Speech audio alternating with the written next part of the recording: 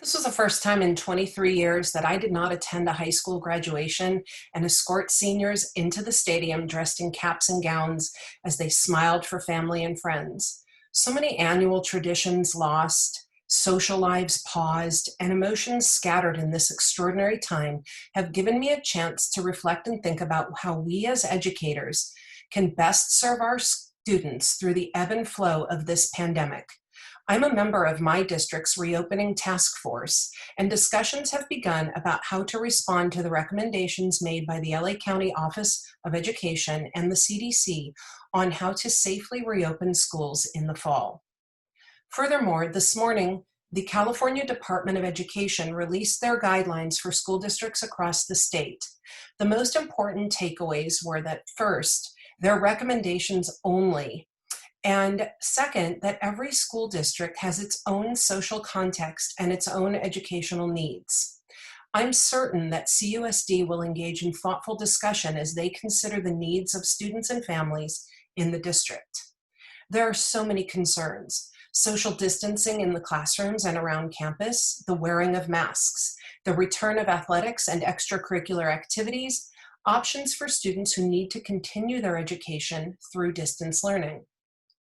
For me, though, one of the most important issues centers around the students themselves and their social and emotional experience over the last few months.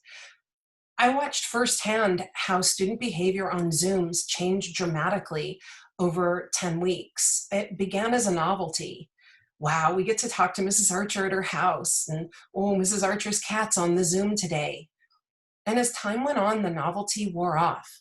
Student participation dropped, their willingness to speak dwindled, their cameras turned off, and their assignments reflected their indifference. Weekly check-ins with students revealed loneliness, frustration, and anxiety, which needs to be addressed with sensitivity and compassion in the fall. What can we do to help students re-engage after this period of isolation? How can our schools support the social and emotional needs of students after close to 6 months of isolation? I encourage you to complete the CUSD survey that was emailed to all families last week. Candidly share your feedback and concerns so that your voice is heard and as plans and new practices are determined for reopening. Just like in my school district, your CUSD task force will read your suggestions, feelings, and opinions carefully to make thoughtful, responsive plans for the upcoming school year. Please reach out to me if you would like to discuss these issues one-on-one. Our students are counting on us to work together to bring back their love of learning and their social and emotional well-being.